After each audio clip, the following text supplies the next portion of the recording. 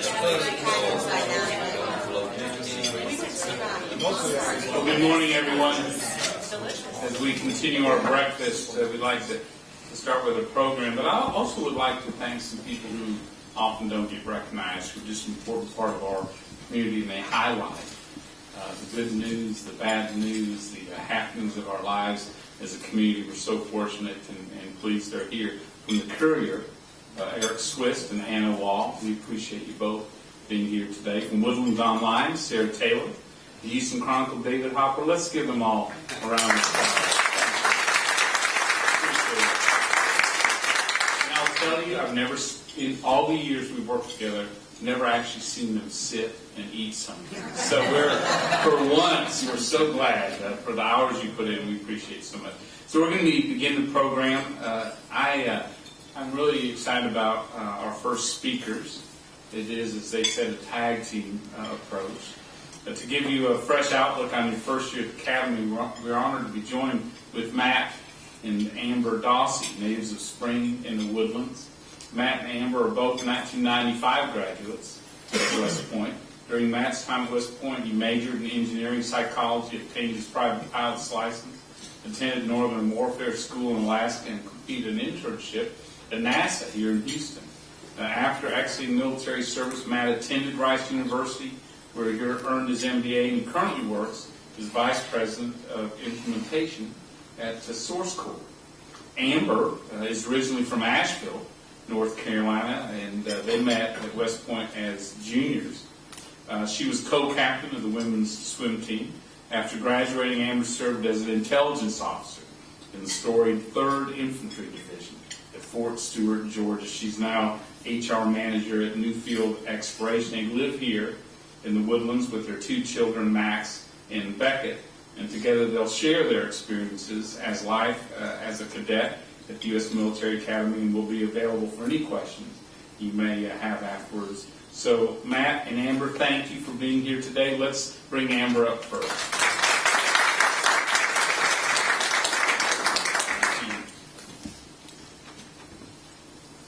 Good morning. First, I'd like to thank Congressman Brady on behalf of both Matt and I. We are so excited to be here. We're so honored to be asked to speak.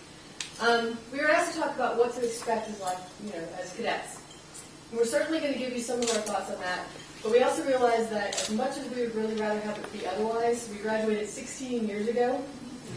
So we are, if not technically old grads, at least middle-aged grads. And West Point is always evolving. All the academies are. And so what we remember as life as cadets may not necessarily currently reflect life as cadets. Also, we realize that most of you in the room, with the exception of the 2 over here, have made the admirable choice to attend a different service academy, not West Point. And so any very specific advice we might have on West Point, like avoid the barbecued ribs McGurton, may not be very relevant to the rest of the audience. And also, we realize that we have this opportunity to talk to you about some of the words of advice that we really like to give folks. And so we're going to take that opportunity now, and you'll have to bear with us while we sort of tell you what we want you to hear. So Matt and I are very different people. He knew very early on that he wanted to go to West Point. It's actually the only place that he applied to. So it's a good thing he got in. I, on the other hand, didn't have West Point on my radar at all. When I started considering where to go to school, I'm from North Carolina. My dad went to Chapel Hill. My grandfather went to Chapel Hill. My uncles went to Chapel Hill. You can understand where I'm going through there. But luckily, I was a swimmer. I was co-captain of the swim team at West Point, which was great. But I was recruited to go to many different schools, but West Point was one of them that came calling. And I sort of in the lark said, okay, I'll apply. And I thought, hey, it's in New York. That's so cool. I didn't really understand what I was getting into. And I figured I wouldn't get in, actually. But after I did, I had a choice. And this is a choice that you guys have had to face here not too long ago, right? And that was, I got my nomination, I got my appointment. I was really surprised by that. Now I had to decide, will I actually go? And that was when I got the best piece of advice that I've ever gotten. And kids in the room, I got it from my mom, so you'll understand one day that your moms and your dads have some of the best advice for you anywhere. And what she said, in one discussion we were having about, hey, do I go, do I not go, what do I do? She said, if you don't go, you'll always wonder what if. Right? So that's my first piece of advice to you. Don't be left wondering. Don't be left wondering what if. Take the chances. Accept the challenges. The worst that can happen is you're going to fail. Right? And if you don't try, you're going to fail anyway. So you might as well go and try. The summer after graduation, I'm not sure if all service academies have this, but at least at West Point you have what's known as graduation, like 60 days, and they basically say, hey, we put you through some pretty trying times for the last 47 months, so go ahead, take 60 days, get it out of your system, before you have to go and report for your officer basic courses. And so Matt, actually, when we were getting ready to go on Bradley, we were already engaged, and we were going to get married. He said, hey, let's go to Europe, right? We can take a military hop, it's a free plane, get over there, take a backpack around Europe. And I was sitting there going, no, I don't know where I'll stay. There's a McDonald's on the corner, so I'm not sure where I'd be, right? And plus we had the wedding, we had a plan, right? And so I actually said no, and I put the kibosh on that, and it's one of my big regrets to this day. I really wish I had gone and done that. What if? I keep on wondering, what if? It would have been so cool. I also have met several folks over the years where, they got nominations, they got appointments and didn't go, right? So 2 or 3 times I've actually run into men and women who are older than me or younger than me going, you know what, I got an appointment. I go, why didn't you go? I don't know, I wonder what it is. So take advantage, please. Don't end up where I am, regretting not going on Europe. Please, don't be caught wondering what if. Take advantage of all the opportunities you have coming to you, and you will have many. Your college experience is going to be unlike any other civilian college experience out there. You'll have the chance to do so many really, really cool things. Things that I still talk about even though I'm middle-aged and I've long past my military days. I've driven and shot a tank. I've rappelled, actually quite a lot for somebody like me. I've jumped out of a perfectly good airplane, something that Matt hasn't even done. I've ridden in helicopters, including one that Matt was piloting during flight school. In retrospect, probably not the safest thing. I did Sandhurst, which was a military competition held at West Point where the British folks from the same school, the one the princes went to, they come over and they compete against students. It was actually very, very rigorous and tough. I would encourage both of you who will be at West Point to go ahead and do that. It is something that you can rub into your husband's face for the rest of your life.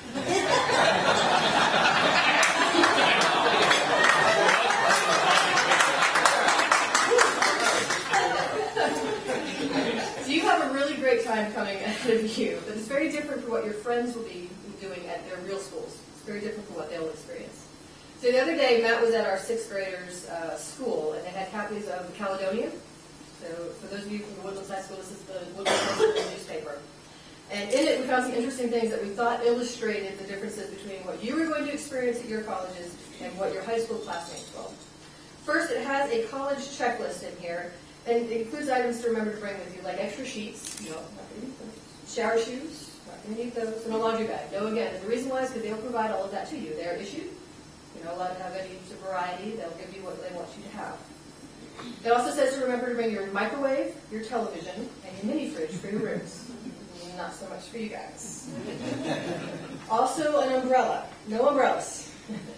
You're not going to need an umbrella because when it rains, they're going to tell you to put on your raincoat over it, and you're going to walk in the rain. So, no umbrellas for you. There's also a list of the top 9 things to do before you go to college. So here we go. First, learn how to do the laundry. Okay, now, so first of all, you can send out your laundry, which is nice and free. Now, it does come back smelling a little bit funky, and there are laundromats available where you can go and hang out. But as plebes, in your first year, you're really not going to want to go to the laundromats because they're upperclassmen there. So for at least the first year, you're going to be putting all your laundry in a bag and sending it out to get done. You're going to wait for about a year, maybe summer next year, moms, dads teach them how to do laundry. Okay, get to know your roommate. Okay, first off, you're not going to know who your roommate is. You're going to get there and they will assign you a roommate. There is no swapping. You will learn how to live with them. Luckily, you change roommates every semester. For the women in the room, sometimes you don't because there's so few of us, but sometimes we actually end up with a roommate for a whole year, right? So I had this same unit roommate for my yearling year, my cow year, my plebe year, and then it wasn't until my senior year that I actually had 2 roommates, 1 for each semester. This is both sort of blessing and curse, but I'll tell you that my cow roommate is to this day my very best friend. Take self-defense classes. This may be a little bit West Point specific, but guys, you're going to take wrestling, boxing, and then self-defense, so you don't have to worry about that. They got that covered. Savannah, you will take self-defense, self-defense, and self-defense. So when they're boxing and wrestling, you'll be taking self-defense. You are going to be very well set in the self-defense arena. It says to find your favorite microwavable foods. Again, no microwave, no microwavable foods. Figure out your budget. Okay, you're going to get something like $100 a month. And there's really no place to spend it anyway, so don't worry about that. Clean out your closet. You really don't need to bother. You're allowed to take 1 bag, so just close the doors. Let your parents deal with it. You can see your bag later. Learn your way around campus. First, it's not a campus. It's either a post or a base. Don't make that mistake. You will get corrected. That's a good. You'll get corrected about that. And plus, you're going to be, during the summer, you're going to be lined up and marched everywhere, just like kindergarten, except for now instead. So, get your vaccines was number 8 on the list. So they're going to take care of this when you arrive. So Matt and I got there on our day. They gave us our shots in each arm simultaneously and then made us go and do our pull-up test. Here's the last one, and this one actually applies to everyone in the room. It says, spend plenty of time with your family. This is absolutely true. Yes, yes, and yes. I cannot reiterate it more. Spend time with your friends and family now. My family and I took a vacation to the New York area the week before our day, and it actually was a really great time. It was fabulous to be able to spend that time with them before going off and into the Sweet Challenge. One of the things that we did on that vacation was actually take a tour of West Point. We spent some time in the gift shop there. And at the gift shop, I bought what's known as Bugle Notes, which is one of the books, this little book like this, and it has all of the plebe knowledge in it that you need to learn. And I remember looking at it going, well, I know I have to memorize trivia, but certainly not this really long one. Well, yes, these are the really long ones you're going to have to learn, and you will remember them. Matt and I can pretty much quote them, although we have some memory issues there now. On the tour, I actually was able to see upperclassmen cadets getting prepared for our arrival. Because as much as you guys are going to be tested this summer during your respective basic trainings, this is also a learning experience and a test for all of the upperclassmen. Each of the service academies has a relatively short time to prepare you for a very, very important mission, and that is to lead the men and women of our nation's armed services. It's a huge responsibility and a huge challenge. So the summer for you is all about learning about the military, what's expected, how to follow. For the upperclassmen, is learning how to train, mold, and lead soldiers, all of you guys. You should expect this summer to be life-changing for you. It's amazing just how much you're going to learn, how much your upperclassmen are going to teach you in just a few short weeks. So I was a really big stress ball of the fleet. Okay? It took me a really long time to realize one very important point, and that is that everyone was on my side. Everyone wants you to succeed, including the upperclassmen that may be giving you a hard time at that particular moment. And I say hard time, hazing isn't allowed.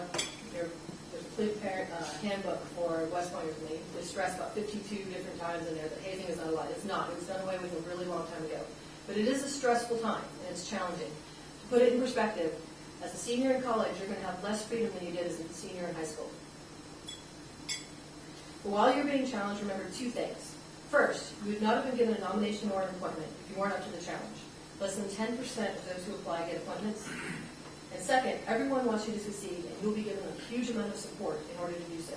Please take advantage of that support.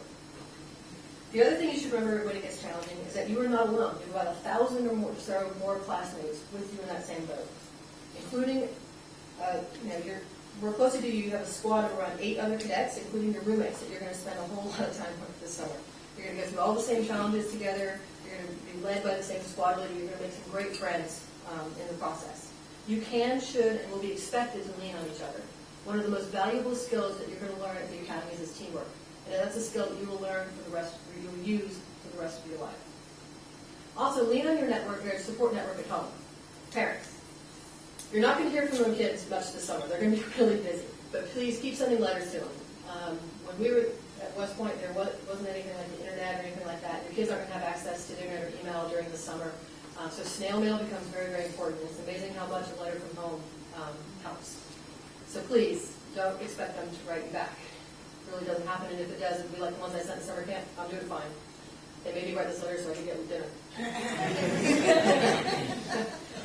They will have the opportunity to call you sometime this summer. When they do call, you should expect to get a message, something around the world, some version of what in the world did I just get myself into. And for me, I think when I called, I heard my parents' voices, and then I ended up crying on the phone for about 10 minutes.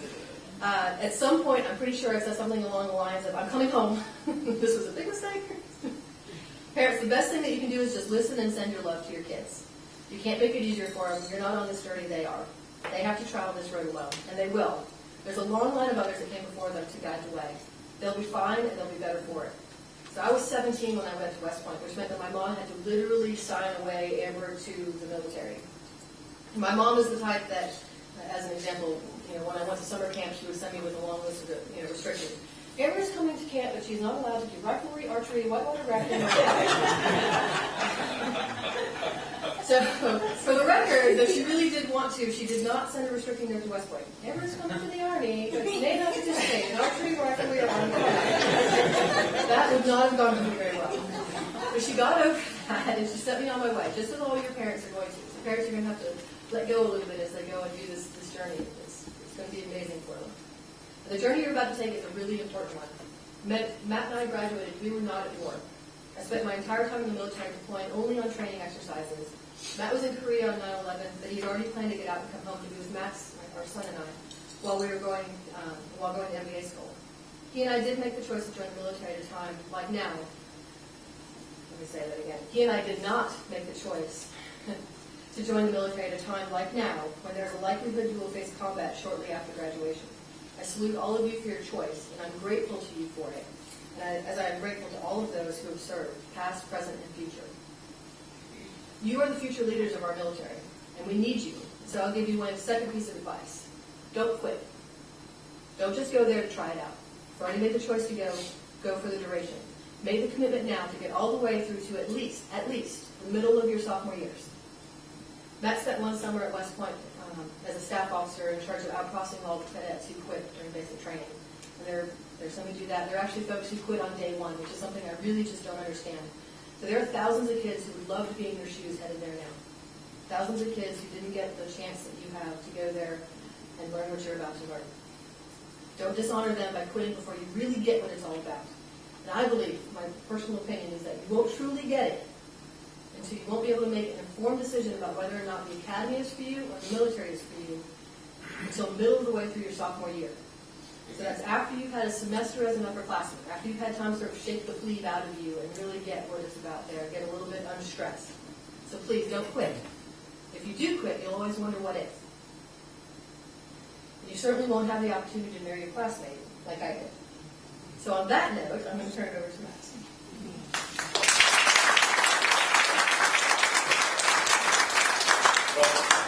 Thanks, Sam. I've really got just a couple of points to cover here today. You're going to report in just a few weeks, and first, take the time to thank those around you who got you here. Take that time. Second, continue to challenge yourself and never quit, just like Amber said. So take a few minutes here today in this room before you leave to share an email address with one of the other folks here that's going to another academy. I guarantee you will meet and visit with people from the other academies. Amber and I both spent some time at the Naval Academy. I've been to some Naval Academy classes, and it's going to be really nice for you to have an email address that you can stick up in your Yahoo or your Google account of somebody you can link up with, because there's some pretty intense football rivalry there, and it's pretty neat to be able to have somebody to link up with when you go visit the other school.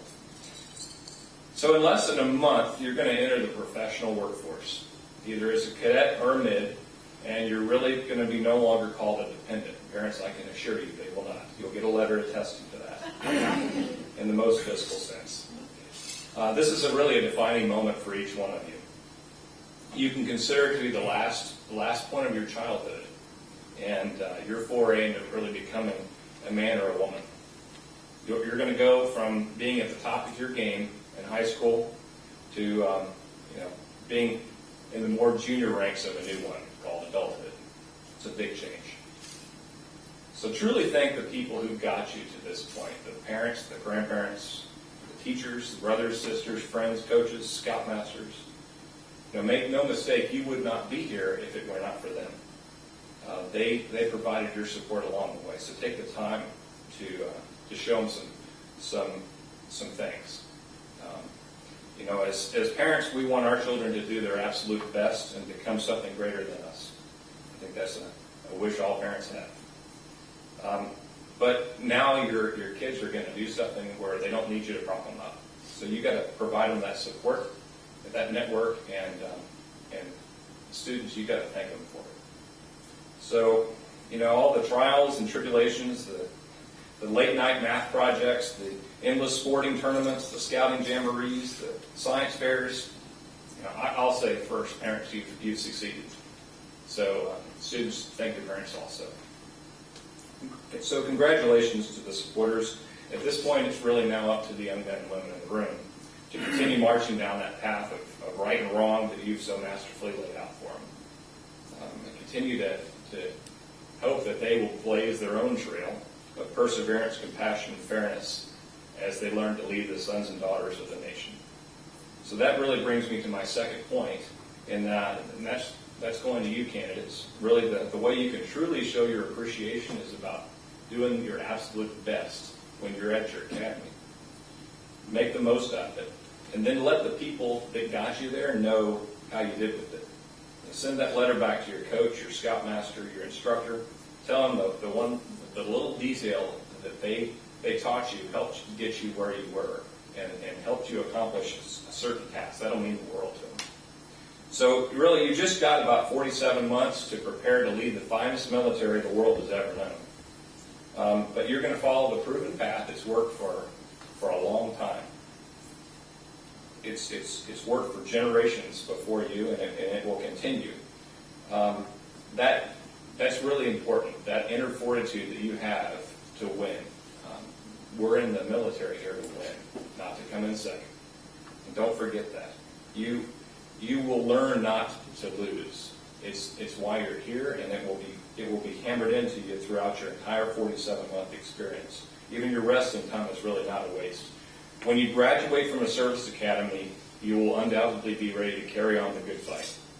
To quote General Douglas MacArthur in his farewell speech to the Corps of Cadets, yours is the profession of arms, the will to win, the sure knowledge that in war there is no substitute for victory, that if you lose, the nation will be destroyed, that the very obsession of your public service must be duty, honor, country. So in the grand scheme of life, your 4 years is really just a glimpse. Amber and I were thinking about it. We've lived in the Woodlands for just the last 4 years, the same amount of time that you'll be cadets or midshipmen. It's really not a long time. So what should you try to get out of it? Take advantage of every single thing you can. Take the choice of whether to take when you have the choice of whether to take the hard road or the easy one, take the hard road. Should I go out for the crew team or be content with something easier? Should I learn how to shoot, fly, sail, climb, box? Go for the hard stuff. You're going to be happier in the end when you look back on it. Learn as many things as you can. When you get the opportunity to go to spend a Christmas with a classmate in Europe, I did one summer. It was one Christmas. It was great. Take that opportunity. Don't just say, "Well, I'm going to go back and see my girlfriend or my boyfriend or spend time with my family." I did some of that too. But take the hard choice there. So in preparation for today's event, and this is really something I want to emphasize, I actually emailed a couple of cadets that were sitting in your shoes last year that I keep up with because I'm active in the admissions process. And I found out that one of them is at Dover Air Force Base doing a civil internship enrichment program this month, and so she couldn't attend. And the other guy's at air assault school learning how to rappel out of helicopters. So that's what the folks before you are doing. They're sitting in your shoes a year ago. They gave up that free time to go back and hang out in Houston and sit out in this nice weather to go learn how to rappel out of helicopters, just like the ones that captured over Bin Laden's house. It's pretty cool stuff, I think, and that's what you're going to want to do. So take that hard choice. So why should you challenge yourself? You're learning how to be leaders. Okay. Important characteristic of leaders is that they're always better than who they're trying to lead. Whether they are personally, you're going to want to appear better. So in order for you to appear better as a leader, you're going to want to challenge yourself. You can't really go to an exercise class and expect the instructor not to be in as good a shape as you. I promise, it doesn't really work. So challenge yourself so that you'll know your material better than those you have to teach. You're going to change a lot in the next 4 years. You will. And this place really won't change that much. Like I said, 4 years ago, we moved here and it really hasn't changed. So my last piece of advice is for the parents and friends, do your absolute best to be part of that experience. Get up there. Go visit. It's expensive, but you'll never forget it either. It's important. This is, for most parents, this is a once-in-a-lifetime experience for you. So get up there and go to some football games and visit. 4 years goes by fast. So, parents, you've taught your kids how to spread their wings and how to march down that path of right and wrong. So, It's time to let them go. In just a few weeks, they're going to be doing it for themselves. Thanks very much.